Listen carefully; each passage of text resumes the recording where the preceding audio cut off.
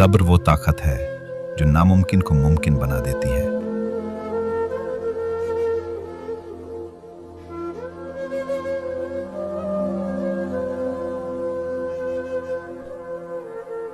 खामोशी भी एक जवाब है, बस समझने वाला चाहिए।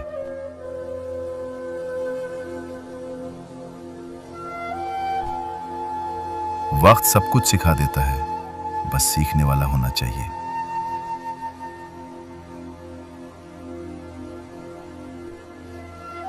कामयाबी मेहनत मांगती है, बहाने नहीं।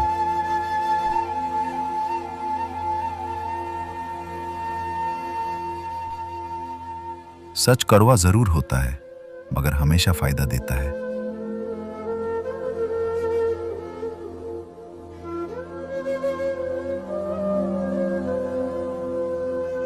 जो अपने आप पर यकीन रखता है, वही आगे बढ़ता है।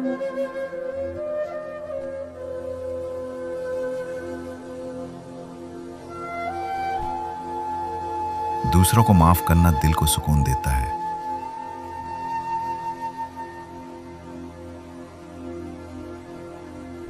मुश्किल वक्त ही इंसान को मजबूत बनाता है।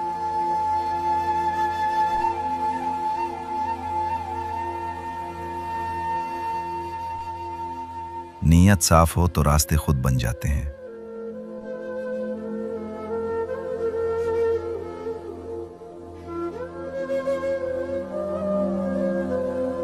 इज्जत हमेशा किरदार से मिलती है, दौलत से नहीं।